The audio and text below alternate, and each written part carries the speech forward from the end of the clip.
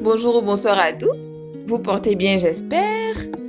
Dominique Christelle épouse Abro, communicatrice experte, conseillère en communication et développement personnel. Par ailleurs, interprète de liaison anglais-français, spécialiste enfant-famille. Je vous retrouve aujourd'hui pour une nouvelle vidéo audio. Alors, quelle stratégie j'aurais à vous partager aujourd'hui? Aujourd'hui, je vous partagerai des stratégies sur l'enfantement. L'enfantement, qu'est-ce que c'est que l'enfantement? Vous me direz, mais Madame Abro, l'enfantement, c'est le fait d'enfanter, le fait d'avoir un enfant, d'accoucher. Voilà, le fait d'accoucher. Alors, il est vrai que certains ont des enfants et d'autres non. Il est vrai que certaines personnes continuent de chercher à avoir des enfants ou même sans continuer, veulent en avoir, cherchent à avoir un ou plusieurs enfants. Est-ce qu'il y a des solutions et des astuces, selon vous, pour avoir un enfant? Moi, je dirais oui. Et là, au cours de cette vidéo audio, je vais vous proposer des stratégies qui vont vous aider dans ce process. Alors, ma stratégie sera un type de questionnement qui vont vous aider dans ce processus de recherche d'un enfant. Euh, Avoir un enfant, c'est légitime. C'est légitime. Quelle que soit votre religion, c'est légitime de vouloir un enfant. Oui, on a appelé à procréer. Et comme on le dit dans la Bible, on est appelé à peupler la terre. Voilà. Mais avant de se dire que X ou Y n'arrive pas à avoir un enfant, avant de se demander quelles sont les raisons médicales, les raisons spirituelles, les dispositions physiques, psychiques, etc., moi, les stratégies que je vais vous proposer ici et maintenant, ce sont des stratégies de questionnement, des questionnements assez pointilleux, minutieux et vraiment centrés qui vont vous aider, je vous assure. Alors, que vous soyez marié ou non, que vous soyez une femme célibataire ou non, que vous soyez en couple ou non, vous vouliez avoir un enfant ou vous voulez bien en avoir davantage. Donc là, on se dit, c'est peut-être après une ou deux grossesses, vous voulez en avoir et il n'y a toujours pas d'enfant en greffe. Alors, voici les stratégies que moi je vous propose, des stratégies de questionnement. Déjà, quelles sont les raisons pour lesquelles vous voulez avoir cet enfant? Vous me direz, mais Madame Abro, c'est normal? Oui, c'est normal, ça paraît normal. Mais je vous assure que si vous prenez le temps de vous asseoir, de vous demander, ah mais tiens, c'est vrai, mais pourquoi est-ce que je veux cet enfant?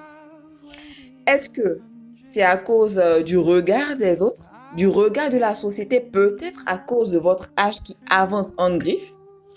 Est-ce que c'est parce que vous êtes marié, vous êtes nouveau marié, et vous vous dites que, bon, il nous faut un enfant, on est marié, donc il nous faut un enfant?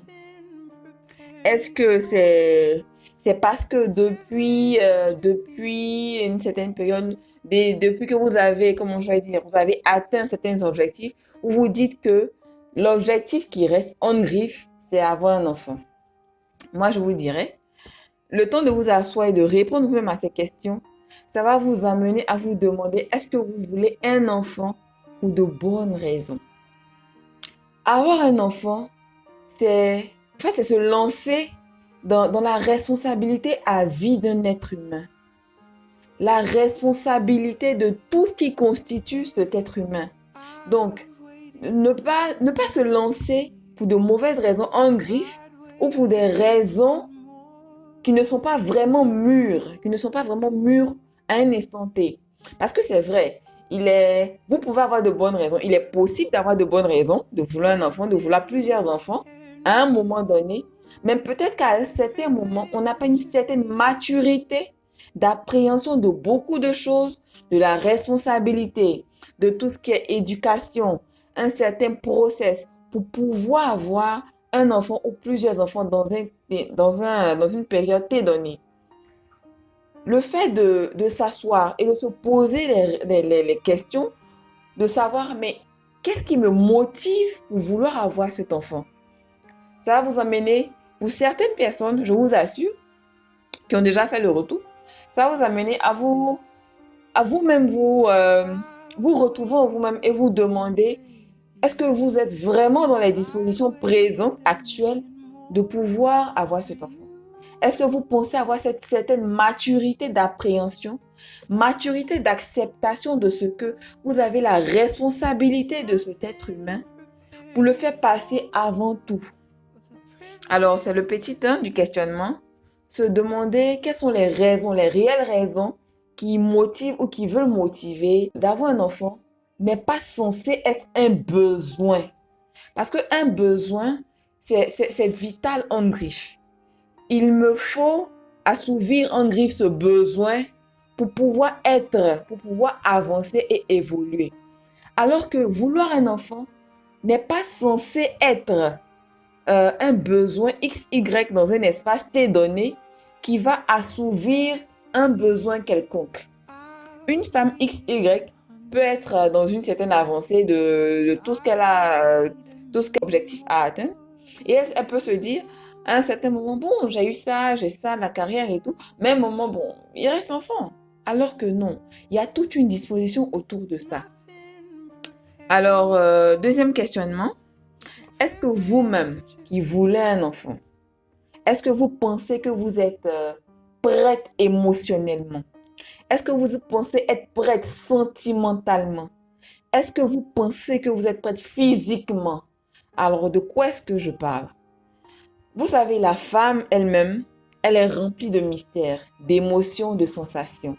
Et je dis toujours, des émotions ou sensations qu'elle-même femme n'a pas fini de comprendre, de saisir pour que l'homme en face d'elle puisse avoir cette patience de la comprendre, de l'accepter telle qu'elle est, de la comprendre et d'essayer de dealer avec ses émotions.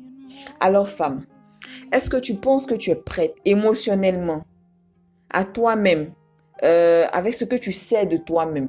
Est-ce que tu penses que tu es prête émotionnellement à pouvoir accueillir une grossesse à un instant T donné ou à cet instant T où tu cherches l'enfant?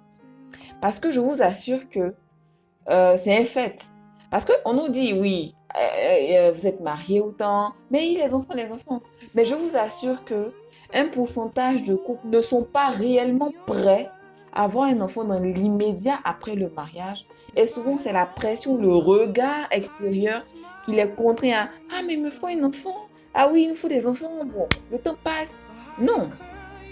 Il faudrait que vos raisons soient solides, soient matures, soient sensées et remplies de responsabilités pour pouvoir vous lancer déjà dans l'objectif de, et bien sûr de le confier à Dieu, parce que oui, bien sûr, quel que soit tout ce que nous avons à faire, nous devons faire, faudrait pas, comment je vais dire, s'asseoir à ce process. Oui. Alors, comme je le disais, ce questionnement. Et toi, femme, j'en reviens au petit 2. Et toi, femme, penses-tu être prête émotionnellement, psychologiquement, physiquement? Parce que accueillir un être humain dans son corps, chère dame, je rappelle que ce partage est un partage de stratégies qui vont vous aider dans le process de vouloir un enfant. Ce n'est pas, il ne s'agit pas d'un process de dire non, oui, non.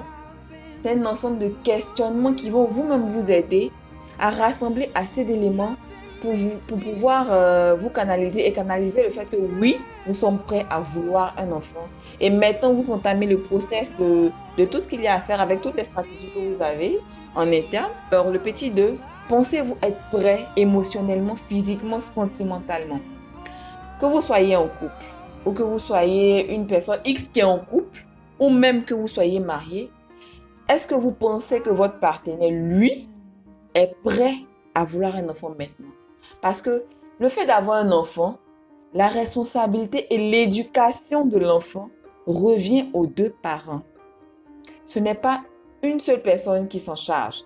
Parce que la représentation du père est vitale pour le développement de l'enfant, pour la croissance de l'enfant, pour son affirmation de soi et pour tout ce qu'il aura à affirmer en tant que personne, en tant que défense de ses idées, que ce soit en société ou même en fraternité. Vous voyez comme le fait déjà de vouloir un enfant entame assez de questionnements parce que c'est toute une responsabilité à vie qui touche tous les prolongements de la vie d'un être humain. Alors, est-ce que vous pensez que la personne avec qui vous voulez faire l'enfant est dans les dispositions de vouloir cet enfant également? Est-ce que vous avez déjà échangé ensemble sur le type d'éducation que vous allez donner à cet enfant? Parce que dans un couple, il faut arriver à un certain niveau où on arrive à échanger ou parler sur des sujets en griffe qui fâchent. L'éducation des enfants, est-ce que vous en avez déjà parlé? Parce qu'il ne s'agit pas de se lancer, de vouloir faire des enfants et après essayer de s'accommoder. Non, j'aimerais que l'enfant soit comme ça, que l'enfant soit comme ça. C'est bien avant. Parce qu'il s'agit de la vie d'un être humain. Il ne s'agit pas de faire l'enfant et d'accommoder au fur et à mesure. Non. Chers parents, cher XY qui veut faire un enfant. Avez-vous déjà échangé sur l'éducation de l'enfant en question ou des enfants? Est-ce que vous avez déjà réalisé ensemble, parlé de tout et de rien, pour réaliser la portée de la responsabilité que vous aurez? De savoir que, quels que soient les désaccords que vous pouvez avoir, l'enfant, l'éducation, son épanouissement passe avant tout, passe avant vous, vos désaccords. Ça veut dire que, vos désaccords, quelles que soient les décisions que vous aurez à prendre, ce doit être pour le bien de cet enfant. Il ne s'agit pas de, on est fâché et non, je ne veux plus que tu vois l'enfant. Non, il va. Vous ne faites pas du mal aux parents en question. C'est clair que un parent qui a cette responsabilité et qui sait ce qu'il représente, c'est clair que ça va le toucher, ça va lui faire mal. Mais c'est à l'enfant que vous faites du mal. Et malheureusement, un pourcentage assez élevé montre que quand il y a des divorces ou bien il y a des ruptures, c'est l'enfant qui prend les pots cassés parce que l'enfant a besoin de la stabilité de ses deux parents. Donc, c'est vrai qu'il y a des couples qui peuvent être divorcés, mais c'est clair il s'agit de mettre une stratégie en place pour le bien de l'enfant. Donc, pour son épanouissement, pour sa stabilité émotionnelle, qui va réagir sur son cursus scolaire, sur l'affirmation de la personne qui sera au fur et à mesure dans son développement en société, en entreprise, pour tout ce qu'il aura accompli dans cette vie. Donc, vous voyez la portée déjà du fait de vouloir juste un enfant. Non, il y a beaucoup de choses à voir autour. Alors, petit 2, ces questionnements avec le père ou le futur père.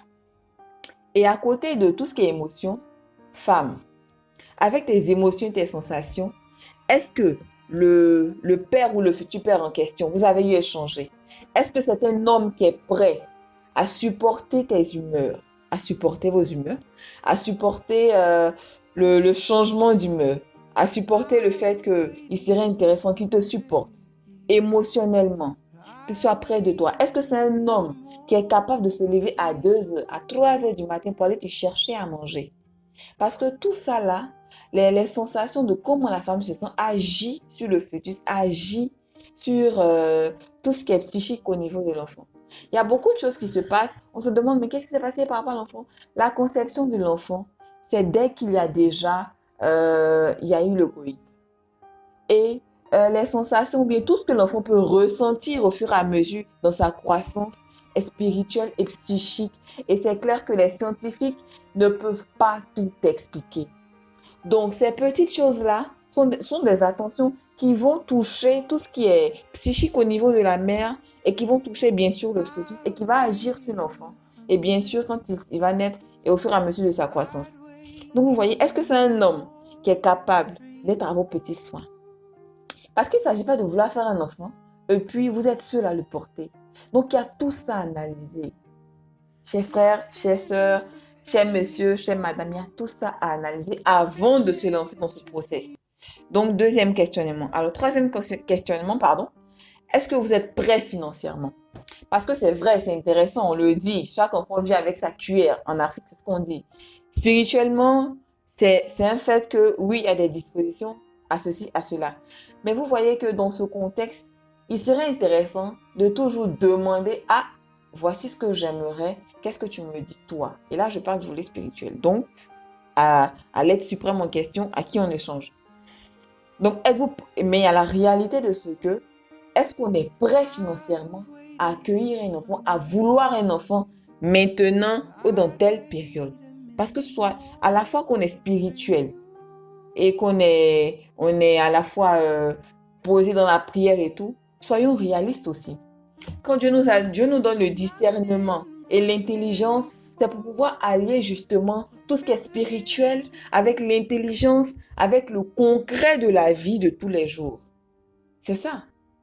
Si XY n'a pas assez de ressources, avoir un enfant, chers frères et sœurs,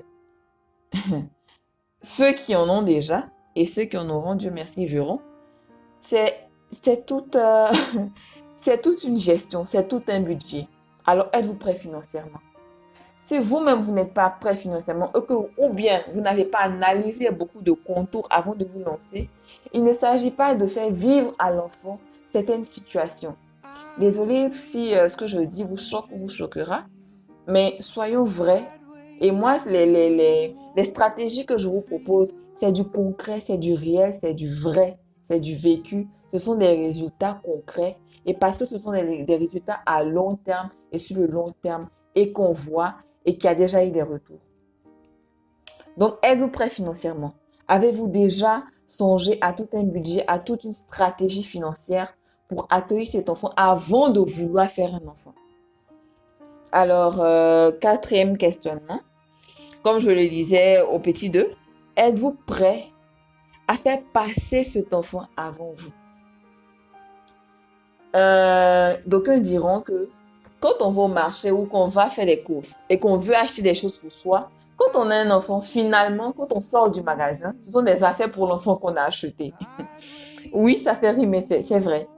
Parce qu'il y a cet élan de responsabilité, cet élan de ce que c'est l'enfant avant soi. Donc, est-ce que vous avez déjà jaugé votre maturité et votre responsabilité de ce que l'enfant passe avant vous? Ça ne veut pas dire, dans certains contextes, qu'il faut se négliger, il faut faire ceci, cela, il faut s'oublier. Non, il s'agit de savoir prioriser tout ce qui est course, tout ce qui est process à faire pour soi dans la vie de tous les jours. Le process premier, la priorité, c'est l'enfant. Alors, voilà, c'était un ensemble de questionnements, des stratégies de questionnement que je vous propose avant de vous lancer dans ce que vous vouliez un enfant. Petit 1, quelles sont les réelles raisons qui suscitent cette volonté d'un enfant? Quelles sont ces raisons? Quelles sont les réelles raisons, les vraies raisons? Parce que souvent, on se leurre. Quelles sont ces vraies raisons? Il ne s'agit pas d'avoir un enfant pour les autres. Non. Quelles sont les raisons? Petit 2, êtes-vous prête? Êtes-vous prête à tous les niveaux? Émotionnel, physique, psychologiquement? Est-ce que vous avez déjà échangé avec le père en question? Est-ce que lui-même, il est prêt? Est-ce qu'il est dans les dispositions de pouvoir vous soutenir émotionnellement?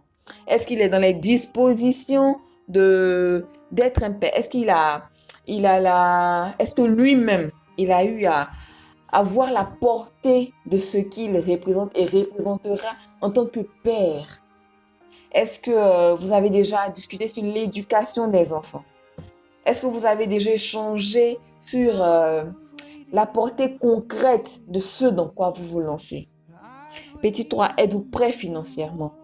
Petit 4, est-ce que vous avez cette certaine maturité de savoir que la priorité, quels que soient les process, quel que soit tout ce que vous aurez à faire, quelles que soient les activités, quel que soit dans quoi vous voulez vous lancer, quelles que soient les choses vraiment terre à terre, est-ce que vous avez cette maturité de savoir que l'enfant passe avant tout? Alors, c'est Dominique Rissel, épouse Abro, communicatrice experte, conseillère en communication et développement personnel, par ailleurs interprète de liaison anglais-français, spécialiste enfant-famille. Je vous dis merci de m'avoir écouté jusqu'à la fin. Et je reste disponible, je suis disponible, vous pouvez me contacter pour plus d'informations, pour plus de précisions, via mes différents réseaux sociaux, que ce soit sur Facebook, Instagram, YouTube. Sur YouTube, n'oubliez pas que ce soit sur YouTube, sur Facebook, Instagram, N'oubliez pas de souscrire, de me suivre et d'activer les différentes cloches de notification pour être informé dès qu'il y a du nouveau. Je vous dis merci, merci beaucoup. Ah oui, vous pouvez également m'écrire, pardon, par mail à baidopi@gmail.com. Je vous dis merci, merci bien et à bientôt. Bye bye.